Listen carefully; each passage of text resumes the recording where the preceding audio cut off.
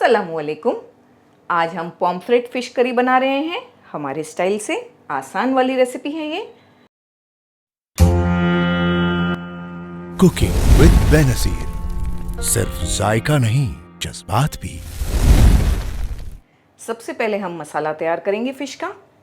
1 teaspoon ज़ीरा, थोड़ा सा हरा धनिया, 2 मीडियम साइज़ के टमाटर, थोड़ा हमने कोकोनट लिया है, ताज़ा खोपरा। अगर आपके पास ये नहीं है तो आप इसके बदले 1 मीडियम साइज़ का प्याज ले लें, उसके पीसेस कर लें। 10 से 12 लहसुन की कलियाँ। इतना पीस हमने इमली का लिया है, इसे भी साथ में ग्राइंड करेंगे। खटाई भी ज़रूरी होती है फ़िश करी में। 4 से 5 कलर वाली मिर्चियाँ ली हैं हमने। अगर आप ये नहीं डालना चाहते या अवेलेबल नहीं है तो आप मिर्ची पाउडर भी यूज़ कर सकते हैं। कभी डालना है हम आपको बताएंगे। इस तरह से ये वाली यूज़ करने से हमारी करी का कलर बहुत ज़्यादा अच्छा आएगा। इन सारी चीज़ों को पहले हमें बारीक सा ग्राइंड कर लेना है। 4 टेबलस्पून ऑयल को हमने गरम कर लिया। कड़ी पत्ते मिलाएंगे 10 से 12।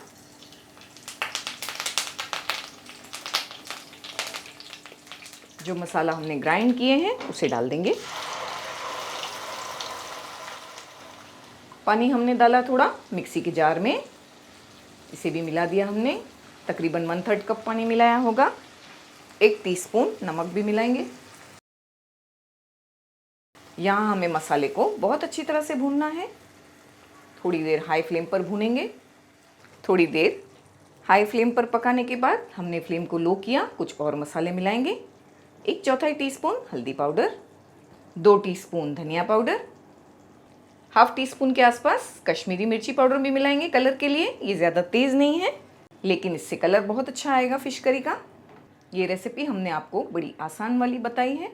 अगर आपके पास समय कम है और आप कुछ फास्ट बनाना चाहते हैं तो ये रेसिपी ज़रूर बनाएं, क्योंकि ये जल्दी जल्दी बन जाती है।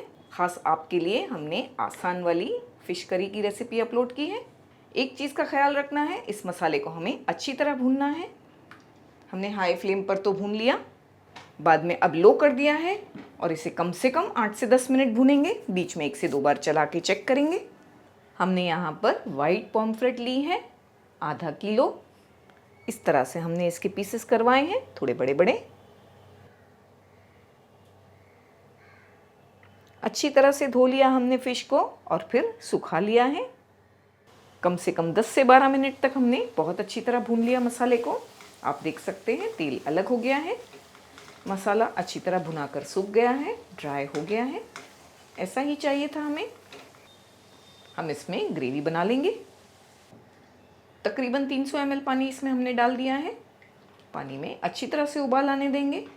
वैसे पानी की क्वांटिटी आप पर भी डिपेंड होती है। अगर ज़्यादा लिक्विड करी आपको पसंद है तो आप थोड़ा और भी डाल सकते हैं, और अगर गाढ़ी पसंद है तो इससे भी कम डालें। हाई फ्लेम करके अच्छी तरह से बॉईल होने देना है। पानी में बॉईल आ गया है, हमें पहले अच्छी तरह पानी में बॉईल आने देना है, बाद में फ्लेम को मीडियम करना है। एक एक करके फ़िश के पीसेस डाल देंगे।